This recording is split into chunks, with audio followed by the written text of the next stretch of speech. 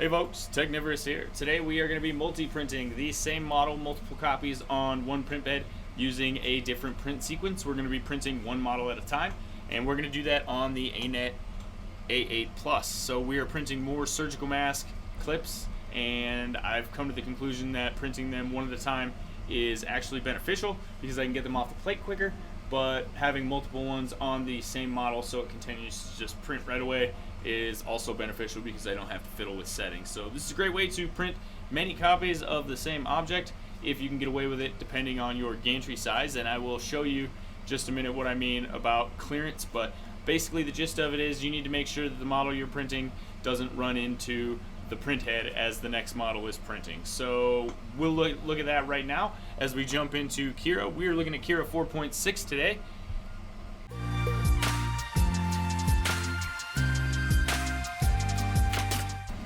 So what are we doing today? We are going to print multiple copies of this object, okay? But instead of printing all of them at once, we are going to print them in sequence, which means one after the other. And I'll show you how to do that in just a second. One of many reasons to do this is the fact that as it's going through the sequence, it will print them in the order that you place them and arrange them. So you can dictate which one will be done first and which one it'll move to next. So if you're smart, you can print opposite corners and be able to get access to your model and remove it from the bed carefully while it's still printing. And the reason that this is great is because that means when it finishes the last one, that space for the first one is cleared up. This process can keep you continuously printing non-stop, and the other benefits are also pretty good. I mean, if you think about it, if I were to print this just as it is, it would print all of the bottom layers for all of these models at one time. Now if it messes up one corner of one layer, then I have to start all over and it has to go through all of the bottom layers of all of the models again.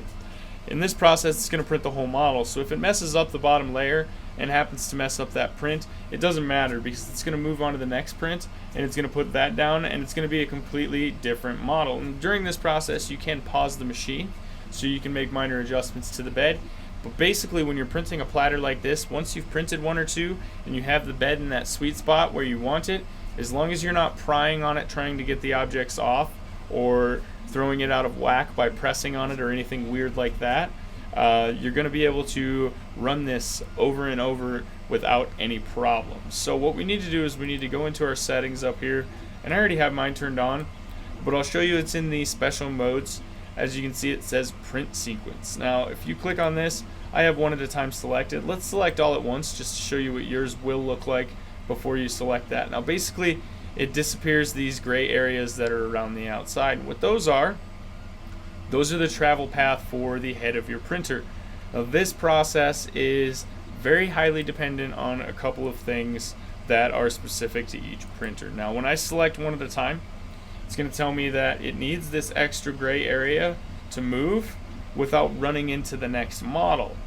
So basically it's telling me that my gantry is about that wide, and if there's something that is tall next to it and it moves to past this position of this gray line, it's going to knock into that and it's going to bust it, knock it off the plate, and you're going to have issues. So you don't want anything colliding, and that's one of the main features of this, is to show you your boundary areas. You'll also notice it disappeared a minute ago. Let's see if I can get it to pop back up real quick. It's going to tell me that my build size has been changed to adjust for my gantry height. Alright, so here it says the build volume height has been reduced due to the value of print sequence setting to prevent the gantry from colliding with printed models. Now, there's only a certain amount of clearance between the gantry or the rails that your x-axis is actually mounted on and the bed itself. Generally, unless you space things pretty far apart, you're going to have a hard time printing objects that go above that level because, as I said, as it moves around, that makes the gantry liable to knock those things over. So it's not really causing me any problems on my ANET ET4. When I do this on the Ender 3, it lowers me down to a really drastically low level. So I can't print very tall things at all, but this is perfect for my purposes. I'm printing these, they're only 2 millimeters tall to begin with, so it's going to be fairly simple.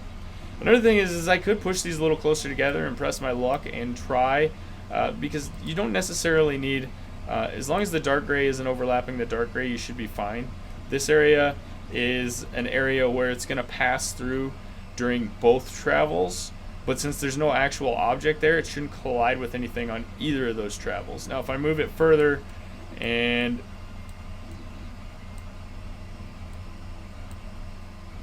it's right up next to it, it's still not going to throw an error. It's telling you you're clear. That is not, don't trust that. You're going to want these gaps in here in order for this process to work properly. So now that you've seen how to set it up, I've already got mine sliced and running on the printer, so let's jump over it and see how this actually works as it's working. And here you can see our first model going down. It goes down pretty easy. Quickly here it's going to transition over to the next model as soon as it finishes up this corner. And so far I've had no problems with adhesion on any of these models. They all seem to be going down pretty well. There you can see it lifting the head and moving over to ensure it has clearance, and then dropping down, and it'll begin printing the next part. So it does take a second in between prints, but it is relatively quick, and it is putting down that skirt quite nicely. It's gonna, we'll watch this print for just a second, and then we'll check out the next transition because I want to see how well they all go down. Now this one that's going lengthwise is going to help me determine exactly how level my bed is. As you can see, it came out pretty well from the view on the side there. So now we are working on the next one in the sequence, and that is the second one in on this row here. Now remember, these are all printing in the order that I added them to the build plate. That's why they're kind of out of order. But since I have such a low clearance, I really wasn't worried about running into anything. And now you can see the next one. This is the one behind the one that was just printing, and a little bit better view from the top here. So everything, like I said, has been going down really smoothly. I do need to clean my build plate in between every couple of batches, get it scraped off, washed, and then reapply adhesion. And whatever you're using for adhesion will work. I am using glue stick in this case because it's simple and effective. So we are going to wrap up this print right here.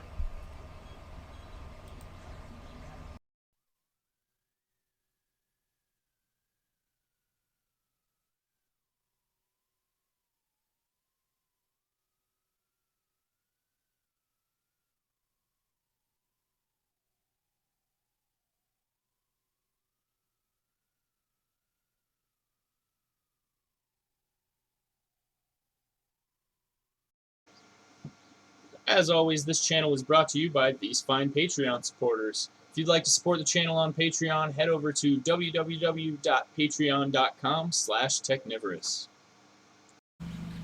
That's going to be it for this video. As always, I am Technivorous, and thanks for watching. Don't forget to check out our main channel page where we do a free giveaway for our subscribers every month. So far, we've given away things like a Capricorn PTFE tubing kit and spools of filament. So the giveaway videos are always pinned to our main channel page. So all you have to do is subscribe and leave a comment on the giveaway video for the current contest. Feel free to check out this video right here. YouTube picked it from my content just for you, and if you haven't already, you can hit the subscribe button right here. So what are you waiting for? Become a Technivore now. Thanks again. Technivorous out.